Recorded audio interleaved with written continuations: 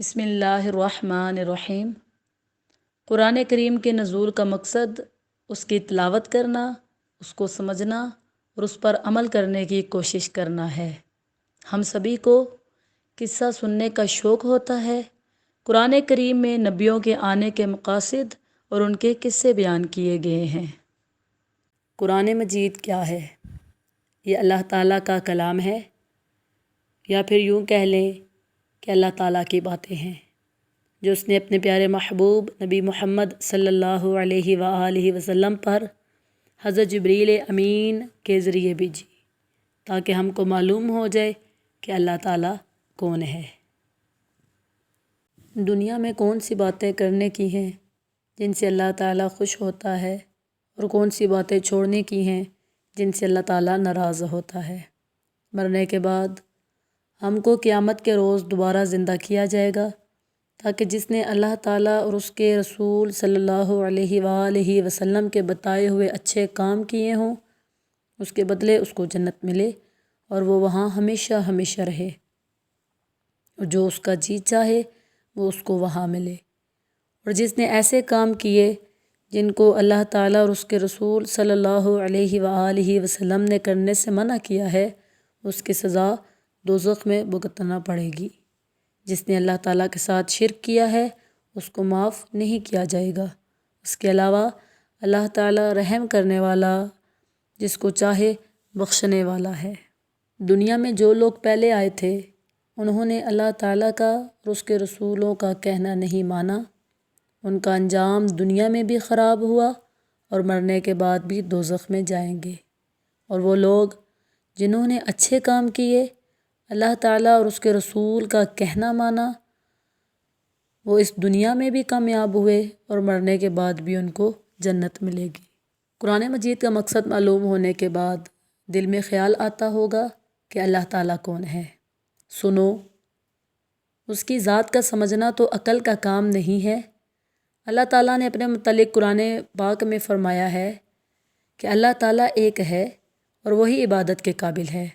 اس کی ذات میں، اس کے کاموں میں کوئی شریک نہیں، نہ ہی اس کی کوئی اولاد ہے، نہ وہ کسی کی اولاد ہے۔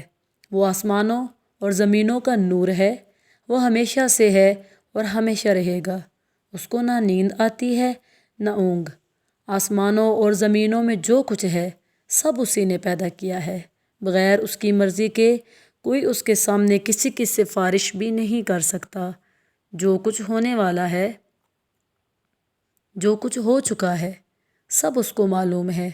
آسمانوں اور زمین میں کوئی چیز ایسی نہیں جو اس کے علم میں نہ ہو۔ وہ اس کا انتظام کرنے سے تھکتا نہیں۔ وہی پیدا کرتا ہے، وہی موت دیتا ہے، وہی موت کے بعد قیامت کے دن پھر زندہ کرے گا۔ اللہ سب کچھ کر سکتا ہے، اس کی مرضی کے بغیر کوئی نہیں کر سکتا۔ جہاں کہیں ہم ہوتے ہیں وہ ہمارے ساتھ ہوتا ہے، وہ ہمارے دلوں کی بات بھی جانتا ہے۔ وہی سب کو رزق دیتا ہے، جس کو چاہے تھوڑا، جسے چاہے بے حساب۔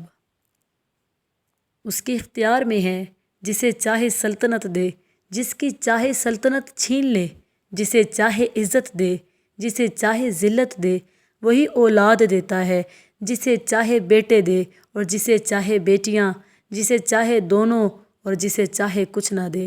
وہ کسی کو بھلائی دینا چاہے تو کوئی اس کو بدل نہیں سکتا، اور جو تکلیف کا مستحق ہوتا ہے اسے بدلنے والا بھی کوئی نہیں۔ فرشتے اللہ پاک کی بہت بڑی مخلوق ہیں اور بہت طاقتور بھی ہیں۔ ان کی شکل و صورت کیسی ہے یہ اللہ ہی بہتر جانتا ہے۔ فرشتے اتنے زیادہ ہیں کہ ہم ان کی گنتی بھی نہیں کر سکتے۔ یہ فرشتے کچھ کھاتے پیتے بھی نہیں، کیونکہ اللہ تعالیٰ نے ان کو ایسا ہی بنایا ہے۔ یہ صرف اللہ کی عبادت کرتے رہتے ہیں۔ لاکھوں فرشتے جس طرح ہم نماز پڑھتے ہیں اس طرح کھڑے ہو کر اللہ کی عبادت کر رہے ہیں، اور قیامت تک اسی طرح کھڑے کھڑے اللہ تعالیٰ کی تعریف بیان کرتے رہیں گے۔ اسی طرح رکوع اور سجدے میں بھی لاکھوں تعریفیں کرتے رہتے ہیں۔ اللہ پاک فرشتوں کے ذریعے دنیا کے مختلف کام لیتا رہتا ہے۔ ان کے سب سے بڑے اور مشہور فرشتے جبرائیل علیہ السلام ہیں، جو ہمارے نبی صلی اللہ علیہ وآلہ وسلم کے پاس وہی لے کر آیا کرتے تھے۔ جب اللہ کا بندہ اکیلا یا جمع ہو کر اللہ کی عبادت کرے تو فرشتے بھی ان کے گرد جمع ہو جاتے ہیں اور ان کی مغفرت کی دعا کرتے ہیں۔ جبکہ شیطان اللہ تعالیٰ کی بنائی ہوئی مخلوق میں جن بھی ہیں جو ہم کو دکھائی نہیں دیتے، مگر جن ہم کو دیکھ سکتے ہیں۔ اللہ تعالیٰ نے انسان کو مٹی اور جنوں کو آگ سے پیدا کیا ہے۔ یہ جنگلوں اور پہاڑوں میں رہتے ہیں۔ جنوں میں سب سے بڑا جن شیطان ہے۔ اس کا نام شروع میں عزازیل تھا۔ یہ پہلے آسمان میں رہتا تھا اور اللہ تعالیٰ کی بہت عبادت کرتا تھا۔ اللہ تعالیٰ نے جب حضرت آدم علیہ السلام کو فرشتوں سے متعارف کروایا اور فرشتوں کو حکم دیا کہ ان کو سجدہ کرو، سب فرشتوں نے اللہ کا حکم مانا اور انسان کو سجدہ کیا، لیکن شیطان نے سجدہ نہ کیا۔ شیطان نے کہا، میں اس سے اچھا ہوں، مجھ کو آپ نے آگ سے بنایا ہے اور اسے مٹی سے بنایا ہے۔ اللہ رب العالمین نے فرمایا، تو بحشت سے اتر جا، تو اس قابل نہیں کہ یہاں غرور کرے، تو آج سے ابلیس ہے، ذلیل ہے۔ تو شیطان نے کہا کہ مجھے قیامت تک کے لیے مہلت دیجیے۔ اللہ نے فرمایا، جا، مہلت دی جاتی ہے۔ شیطان نے پھر کہا، مجھے تو آپ نے ملعون کیا ہے، میں بھی ان کو یعنی انسانوں کو سیدھے راستے سے بہکاؤں گا۔ ان کے آگے سے اور پیچھے سے، ان کے دائیں سے اور بائیں سے آؤں گا اور ان میں سے اکثر آپ کا شکر ادا نہ کریں گے۔ اللہ نے فرمایا، نکل جا یہاں سے ذلیل مردود۔ جو لوگ ان میں سے تیرا کہنا مانیں گے ان کو اور تجھ کو جہنم میں بھر دوں گا۔ اس وقت سے شیطان ہم سب کا دشمن ہے اور چاہتا ہے کہ ہم اللہ کی عبادت نہ کریں، دنیا میں رہ کر اچھے کام نہ کریں، نمازیں نہ پڑھیں، ماں باپ کا کہنا نہ مانیں، جھوٹ بولیں، چوری کریں، زنا کریں، کمزوروں کو ستائیں۔